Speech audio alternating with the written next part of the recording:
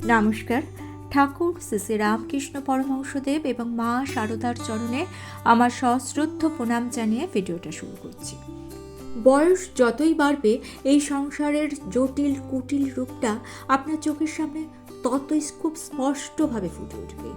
খুব খারাপ লাগে, খুব কষ্ট হয় যখন যাদের খুব কাছের ভেবেছিলেন, আপন ভেবেছিলেন, নিজের ভেবেছিলেন এবং নিজের মনে করে দুটো মনের কথা বলেছিলেন, এরাই পরবর্তীকালে দেখছেন আপনাকে ব্যবহার করছে, আপনাকে হিংসা করছে, আপনার অসাক্ষাতে এমন কিছু কথা বলে বেড়াচ্ছে, অর্থাৎ আপনার অপপ্রচার করছে যেটা আপনি একেবারেই নন।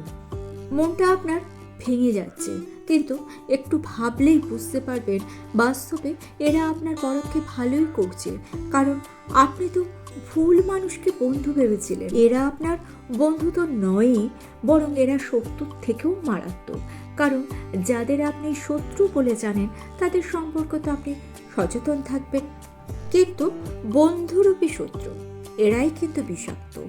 বিষাক্ত প্রাণীদের বিরক্ত করলে তারা নিজেদের বাঁচাতে অন্যকে দংশন করে, কিন্তু মানুষের বিষ সর্বাঙ্গে, আর এরা নিজেদের স্বার্থে যখন তখন কিন্তু আপনাকে দংশন করবে।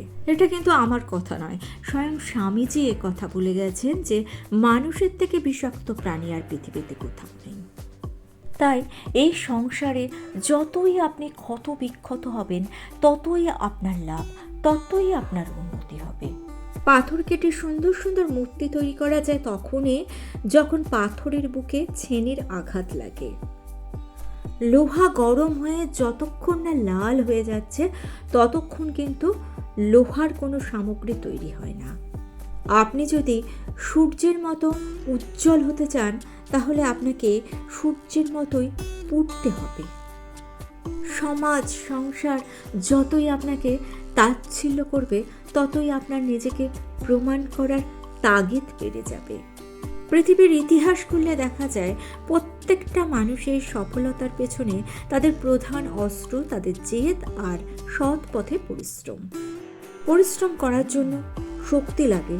আপনার হয়তো মনে হতে পারে আমি তো শারীরিকভাবে ততটা শক্তিশালী নয়, কিন্তু পরিশ্রম করার জন্য যে শক্তি লাগে তা আপনি অর্জন করতে পারবেন ঈশ্বর বিশ্বাসের মধ্যে দিয়ে।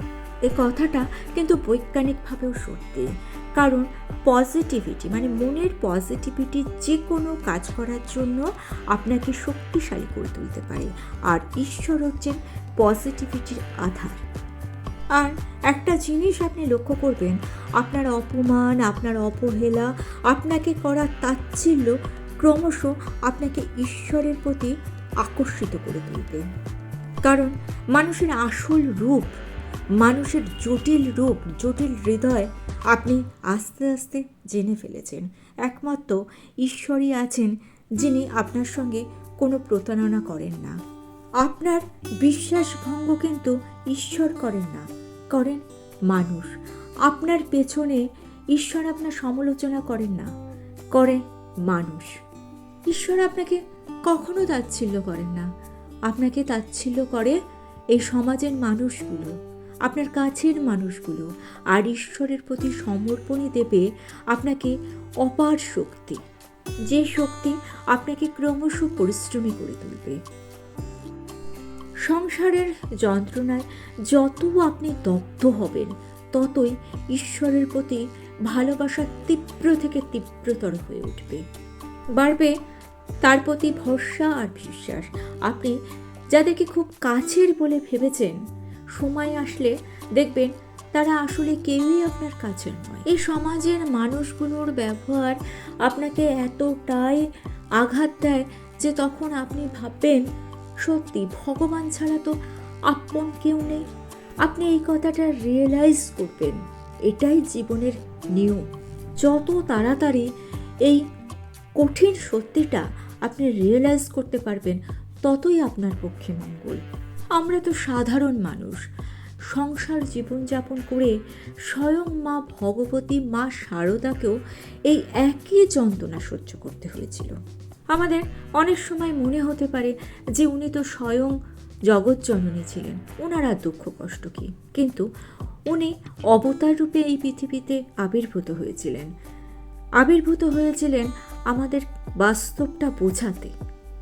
আর সেই কারণেই কিন্তু আর 5টা সাধারণ মানুষের মতো, আর 5টা সাধারণ মেয়ের মতো উনিও কিন্তু এই সংসারের, এই জগতের দুঃখ কষ্ট সমস্ত কিছু সহ্য করেছে। একবার মায়ের এক জনৈক ভক্ত মাকে প্রশ্ন করেছিল, মা, আপনি তো ঠাকুরের বাড়ি অর্থাৎ কামারপুকুরে একবারও যান না, কলকাতা থেকে দেশে এলে বাপের বাড়ি ওঠেন, এটা কেন করেন?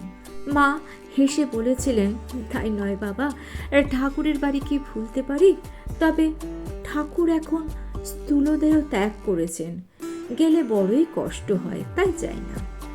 শ্রী শ্রী মায়ের এই কষ্টবোধের অন্তরালে ঠাকুরের প্রতি বিরহ তো ছিলই, তার উপরে স্বজনদের বিরূপ ভাবও তাকে বড্ড পীড়িত করেছিল। এ ব্যাপারে তিনি নীরবই থাকতেন।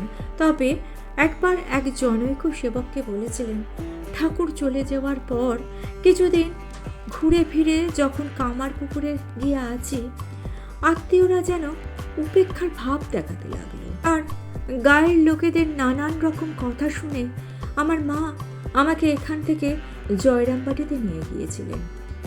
আমায় তিনি আর কামারপুকুরে বাস করতে দিলেন না। সেই থেকে ভাইদের সংসারে তাদের দুঃখে সুখে এতদিন পড়ে রয়েছি। এখন আবার ভাইরা বলে দিদি আমাদের দেখে না। মানুষের মন এরকমই হয়। আপনাকে যারা অবহেলা করে, তাচ্ছিল্য করে, যারা মনে করে আপনার দ্বারা কিছুই হবে না, তাদের উত্তর দেন কথায় নয়, কাজে। শ্রী মা আমাদের বলে গিয়েছেন, যখন যা করবে 16 আনা মন দিয়ে করবে। শ্রী শ্রী মায়ের স্মৃতিকথায় তার একজন ভক্ত বলছেন, ভগবানের ভজন যেমন মন প্রাণ দিয়ে এক চিত্তে করতে হয়, তেমনি সংসারের সমস্ত কাজ যতদিন দেহ আছে ততদিন সুচারুরূপে রক্ষণাবেক্ষণ করতে হয়। নিজের বুদ্ধি বিবেচনাপূর্বক যতটা সম্ভব অপরকে বিরক্ত না করে জীবনযাত্রা নির্বাহ করা আবশ্যক। অর্থাৎ ভগবানের সাধনা যেমন আপনি মন প্রাণ দিয়ে করবেন, ঠিক তেমনি সংসারের প্রত্যেকটি খুঁটিনাটি কাজ যত্ন সহকারে করবেন। মা তার জীবন দিয়েই আমাদেরকে শিখিয়ে দিয়ে গেছেন যে প্রত্যেকটি জিনিসকে যত্ন করতে হয়, তাদের মূল্য দিতে হয়। সংসারে তুচ্ছ বলে কোনো জিনিস হয় না। যেটাকে তুচ্ছ ভাবছেন সেটাকেও মর্যাদা দিয়ে রাখতে হয়, তাহলে দেখবেন এক সময় আপনার ওই তুচ্ছ জিনিসটাই অনেক বেশি কাজে আসবে। ঠাকুর এবং মায়ের জীবন দর্শনকে আদর্শ করে আমরা যদি জীবনের পথে এগিয়ে চলি, তাহলে এই কণ্টকময় জীবনটাও কিন্তু আমাদের ফুলের মতো হয়ে যাবে। আর ভিডিওটা ভালো লেগে থাকলে ছোট্ট করে একটা লাইক করে দিয়ে চ্যানেলটিকে সাবস্ক্রাইব করে নিয়ে পাশে থাকা বেল আইকনটা প্রেস করে দিয়ে অল অপশনটা ক্লিক করে দেবেন।